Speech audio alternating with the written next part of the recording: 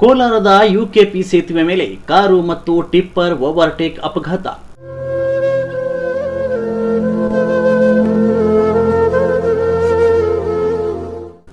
ಪಟ್ಟಣದ ಪ್ರಮುಖ ಸೇತುವೆ ಮೇಲೆ ಇಂದು ಸಾಯಂಕಾಲ ಭೀಕರ ರಸ್ತೆ ಅಪಘಾತ ಸಂಭವಿಸಿದೆ.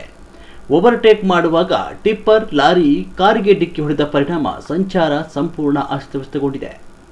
ಪ್ರತ್ಯಕ್ಷದರ್ಶಿಗಳ ಪ್ರಕಾರ ಟಿಪ್ಪರ್ ಚಾಲಕ ಸೇತುವೆ ಮೇಲೆ ವೇಗವಾಗಿ ಕಾರನ್ನು ಓವರ್ಟೇಕ್ ಮಾಡಲು ಯತ್ನಿಸಿದ. ನಿಯಂತ್ರಣ ತಪ್ಪಿದ ಟಿಪ್ಪರ್ ಕಾರಿಗೆ ಬಲವಾಗಿ ಗುದ್ದಿದ್ರಿಂದ ಕಾರಿನ ಹಿಂಭಾಗ ಸಂಪೂರ್ಣ ಜಖಂಗೊಂಡಿದೆ. ಟಿಪ್ಪರ್ ನದಿಗೆ ಬಿದ್ದಿತ್ತು. ಅಪಘಾತದ ಸದ್ದು ಕೇಳಿ ಸ್ಥಳೀಯರು ತಕ್ಷಣ ಧಾವಿಸಿ ರಕ್ಷಣಾ ಕಾರ್ಯಕ್ಕೆ ಮುಂದಾದರು. ಪೊಲೀಸರು ಮತ್ತು ಅಗ್ನಿಶಾಮಕ ದಳದ ಸಿಬ್ಬಂದಿ ಸ್ಥಳಕ್ಕೆ ಆಗಮಿಸಿ ಟಿಪ್ಪರ್ನಲ್ಲಿ ಇರುವ ಓರ್ವ ವ್ಯಕ್ತಿ ಪಾರಾಗಿದ್ದಾನೆ. ಇನ್ನೋರ್ವ ವ್ಯಕ್ತಿಯನ್ನು ಹುಡುಕಲು ಕಾರ್ಯಾಚರಣೆ ನಡೆಸಿದ್ದಾರೆ.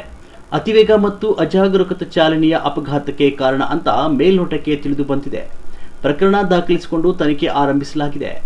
ಅಪಘಾತದ ತೀವ್ರತೆಯಿಂದ ಸೇತುವೆಯ ಒಂದು ಬದಿಯ ಸಂಚಾರವನ್ನು ಸಂಪೂರ್ಣ ಬಂದ್ ಮಾಡಲಾಗಿದೆ. ವಾಹನಗಳು ಕಿಲೋಮೀಟರ್ ಗಟ್ಟಲೆ ಸಾಲುಗಟ್ಟಿ ನಿಂತಿವೆ. ಸೇತುವೆ ರಚನೆಗೆ ಹಾನಿಯಾಗಿದೆಯೇ ಅಂತ ಅಧಿಕಾರಿಗಳು ಪರಿಶೀಲನೆ ನಡೆಸುತ್ತಿದ್ದಾರೆ. ಹೆಚ್ಚಿನ ಮಾಹಿತಿ ಲಭ್ಯವಾದ ಕೂಡಲೇ ನಿಮಗೆ ತಿಳಿಸುತ್ತೇವೆ ಅಂತ ಹೇಳಿದ್ದಾರೆ. ವರದಿ ಮಹಮ್ಮದ್ ಶರೀಫ್, ಸಮೃದ್ಧ ಕರ್ನಾಟಕ ನ್ಯೂಸ್, ಕೋಲಾರ.